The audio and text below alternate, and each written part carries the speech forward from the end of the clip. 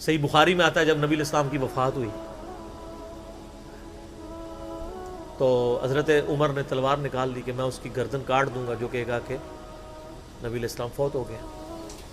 ان کا یہ عقیدہ تھا کہ جس طرح موسیٰ علیہ السلام 40 دن کے لیے کوہ طور پہ گئے ہیں، نبی علیہ السلام بھی ڈورمنٹ پوزیشن میں چلے گئے ہیں، واپس آ جائیں گے، کیونکہ انہوں نے نبی علیہ السلام سے سنا تھا کہ رومن اور پرشین امپائر گرے گی، تو وہ یہ فورس ہی کرتے تھے ابھی تو کسرا کی جنگیں ہم نے لڑی نہیں ہیں، تو حضور اس سے پہلے کیسے دنیا سے جا سکتے ہیں؟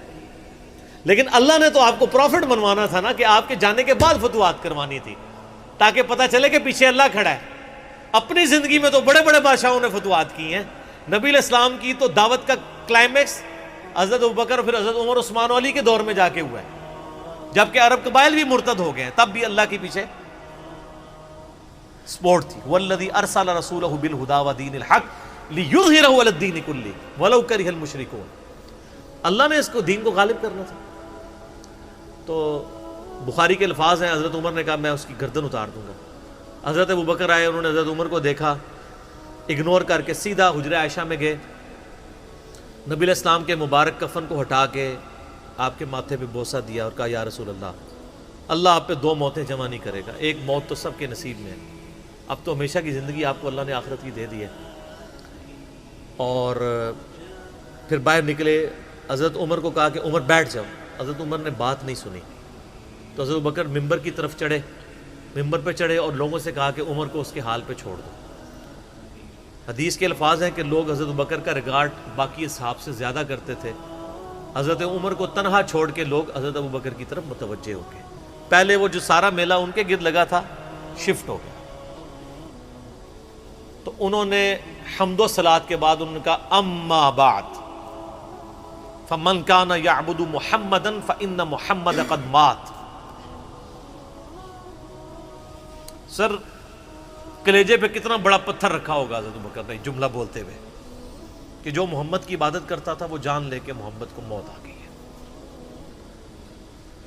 ومن کان یعبد اللہ، اور جو اللہ کی عبادت کرتا ہے وہ جان لے ان اللہ حی لا یموت، اللہ زندہ ہے، اللہ کو کبھی موت نہیں آئے گی۔ کیا توحید کی تعلیمات ہیں! حضور کی میت کے اوپر حضور کے فضائل نہیں بیان ہو رہے، توحید بیان ہو رہی ہے۔ Point to be noted. کیوں؟ سر پہلے نہیں انسانیت نے رسک لیا، دنیا کا سب سے بڑا شرک ایک پیغمبر کے نام پہ تو کھڑا ہوا ہے، عیسیٰ ابن مریم کے نام پہ۔ نبی علیہ السلام کو عیسیٰ ابن مریم نہیں اللہ نے بننے دیا۔ ایسے تربیت یافتہ وہ صحابہ جو کل تک آپ کے وضو کا پانی نیچے نہیں گرنے دے رہے تھے، آج وفات پہ کھڑے ہو کے فرضی خطبہ دے رہے ہیں۔ جو محمد کی عبادت کرتا تھا جان لو محمد کو موت آ گئی ہے، جو اللہ کی عبادت کرتا تھا جان لو اللہ زندہ ہے۔ پھر آیت بھی پڑھی، صرف فرضی جملہ نہیں بولا۔ آپ تو کہہ رہے ہیں شرک ختم ہو گیا، حضرت بکر جب شروع نہیں ہوا تھا اس وقت بھی کہہ رہے تھے کہ نبی علیہ السلام کو کسی نے خدا نہیں بنانا، کیونکہ بخاری کی حدیث ہے، دیکھنا میری شان کو اس طرح بلند نہ کرنا جس طرح عیسیٰ ابن مریم کو لوگوں نے کیا۔ میں اللہ کا بندہ اور اس کا رسول ہوں، مجھے اللہ کا بندہ اور اس کا رسول ہی کہنا۔ سر وارفتگی، دیوانگی، عشق کی ساری کیفیت حضور کی وفات کے بعد بالکل چینج ہوگی۔ صحابہ کی ہونا تو چاہیے تھا جو وضو کا پانی نہیں گرنے دے رہے تھے جا کے قبر کی مٹی چاٹنا شروع کر دیتے، ایسا نہیں ہوا۔ وہ تعلیمات کی باؤنڈریز کو کراس نہیں کرتے تھے۔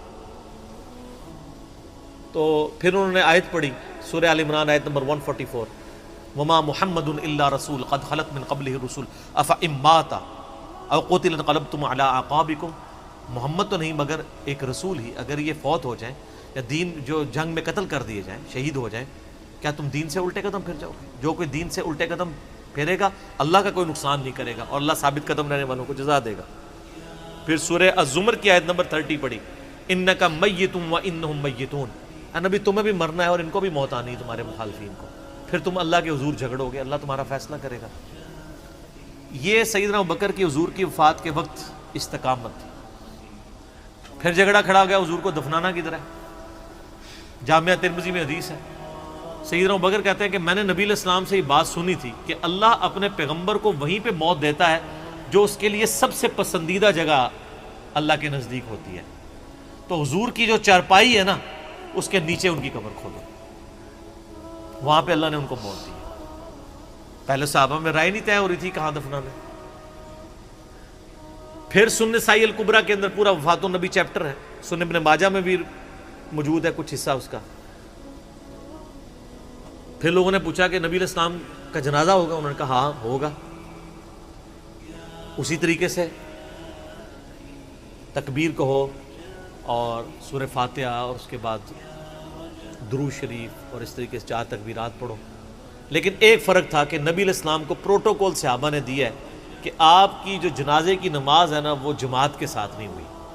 صحابہ نے یہ پروٹوکول دیا کہ حضور کی میت کی موجودگی میں بھی کوئی شخص امامت نہ کروائے۔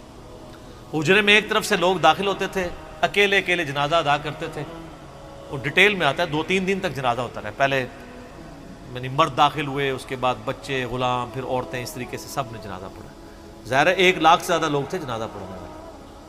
اس موقع پہ بھی سیدنا ابوبکر کی آپ استقامت دیکھیں، ورنہ حضرت عمر کتنے سٹرانگ اصحاب کے مالک تھے، ان کی حالت آپ دیکھ لیں۔ جب ضرورت پڑی ان کے مضبوط اصحاب کی تو کولیپس کر گئے۔ ابوبکر ہی کھڑے ہوئے ہیں، تو حضور کو پتا تھا نا میں نے مصلی پہ کسے کھڑا کرنا ہے۔ اور بخاری میں الفاظ ہیں جب مصلی پہ کھڑا کیا آپ فرمایا ابوبکر کے علاوہ سارے دروازے بند کر دو، صرف ابوبکر کے گھر کا دروازہ جو مسجد کی طرف کھلتا ہے، جو مسجد کا دروازہ ابوبکر کے گھر کی طرف ہے وہ کھلا رکھو، باقی سارے بند کر دو۔ تو نبی علیہ السلام کو یہ پتا تھا کہ کس لیول کا کس بندے کا یعنی ایمان ہے، اس کے اعصاب ہیں۔ اور بخاری کے الفاظ ہیں جب حضرت ابوبکر نے خطبہ دیا، حضرت عمر کہتے ہیں میرے پاؤں میرا بوجھ نہیں اٹھا سکے، اور مجھے یقین آ گیا کہ حضور فوت ہو چکے۔ یہاں قرآن و حدیث سن کے کسی کے کان پہ جوں تک نہیں رنگتی، وہاں پہ حضرت ابوبکر کا خطبہ اور آیات سن کے حضرت عمر کہہ رہے ہیں کہ میرے پاؤں میرا بوجھ نہیں اٹھا سکے، کہ یہ تو واقعی یہ تو قرآن کی آیت۔ اور اس میں بخاری مسلم صحیح بخاری میں الفاظ ہیں کئی دن تک ہم جب بھی صحابہ ایک دوسرے کو ملتے تھے تو یہی آیت سنایا کرتے تھے، وما محمد الا رسول قد خلت من قبلہ الرسل افئن مات او قتل انقلبتم علی اعقابکم، کہ محمد تو نہیں مگر ایک رسول، انہیں بھی تو موت آنی ہے، تاکہ ہمیں یہ یقین آ جائے کہ حضور دنیا سے چلے گئے۔ تو یہ صحابہ کرام علیہم رضوان کی نبی علیہ السلام کے ساتھ عقیدت تھی۔ اور سیدنا ابوبکر آپ کو بالکل صف اول میں نظر آئیں گے، ٹاپ آف دا لسٹ، معاملات کو ہینڈل کرنے میں، چیزوں کو بالکل من و سنت کے مطابق ڈھالنے میں، اور ہر معاملے میں رجوع لانے کے اوپر، اور اہل بیت کے ساتھ کمٹمنٹ کے اوپر، ہر مسئلے میں آپ کو حضرت ابوبکر صدیق کی قربانیاں ٹاپ آف دا لسٹ نظر آئیں گی۔ تو بات کہاں سے کہاں شروع ہوئی، فی البدی میں تو اور گھنٹوں بول سکتا ہوں، مجھے اتنی حدیثیں یاد ہیں یہ فضائل کے اعتبار سے۔ آخر میں حصول برکت کے لیے میں وہ حدیث بیان کروں گا جو میں اکثر بیان کرتا ہوں۔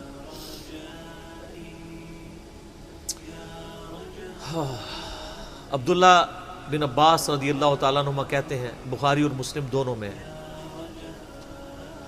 کہ سیدنا عمر کی میت رکھی ہوئی تھی اور لوگ آ کے ان کی میت پہ سلام پڑھ رہے تھے، اور اپنے اپنے انداز میں خراج تحسین پیش کر رہے تھے کہ اس شخص کی وجہ سے اسلام کو کیا عروج ملا۔ تو کہتے ہیں اتنے میں میں نے محسوس کیا کہ ایک شخص میرے پیچھے آ کے کھڑا ہوا اور اس نے میرے کندھے پہ یوں کونی رکھی، میری پیٹھ اس کی جانب تھی، اس نے کونی میرے کندھے پہ یوں رکھی، اور حضرت عمر کی میت سے مخاطب ہو کے کہنے لگا کہ اے عمر اللہ تجھ پہ رحم فرمائے، تو روئے ارض پہ ان لوگوں میں سے ایک شخص تھا کہ میری بھی خواہش تھی کہ میں ان اعمال کے ساتھ اللہ کے حضور پیش ہوتا، کہ اگر اللہ کے حضور پیش ہونے کے لیے مجھے بہترین اعمال چاہیے تو تیرے اعمال۔ ظاہر ہے جی رومن اور پرشین امپائر گری ہے، کس لیول کا عروج، کیونکہ میں نے رسول اللہ صلی اللہ علیہ وآلہ وسلم سے بارہا سنا تھا، میں ابو بکر اور عمر داخل ہوئے، میں ابو بکر اور عمر نکلے، میں ابو بکر اور عمر نے یہ کیا، تو مجھے بڑی امید تھی کہ تم اپنے 2 ساتھیوں سے جا ملو گے، یعنی رسول اللہ اور ابو بکر کے ساتھ صلی اللہ علیہ وآلہ وسلم رضی اللہ تعالیٰ۔ تو یعنی نبی علیہ السلام کے بعد سیدنا ابو بکر اور پھر حضرت عمر بھی وہیں پہ پہنچ گئے۔ تو مجھے نبی علیہ السلام کے اس فرمان سے لگتا تھا جس طرح آپ اپنی زندگی میں کہتے تھے نا، میں ابو بکر عمر، میں ابو بکر عمر، میں ابو بکر عمر، مجھے پتا تھا تم نے جا کے انہی سے ہی ملنا ہے جا کے، اور دیکھ لیں قبر بھی پھر ساتھ بنی ہے دونوں کی۔ تو عبداللہ ابن عباس کہتے ہیں کہ میں نے جب یوں مڑ کے دیکھا تو وہ سیدنا علی بن ابی طالب تھے جو حضرت عمر کی میت کے اوپر یہ کلمات پڑھ رہے تھے، میں ابو بکر اور عمر، میں ابو بکر اور عمر رضی اللہ عنہم اجمعین وعلیہم السلام اجمعین۔ اللہ تعالیٰ ہمارے دلوں میں خلفائے راشدین کی محبت، اہل بیت کی محبت راسخ فرمائے رضی اللہ عنہم اجمعین وعلیہم السلام اجمعین، اور قیامت والے دن حوض کوثر پہ ان کے ساتھ محشور فرمائے، آمین ثم آمین۔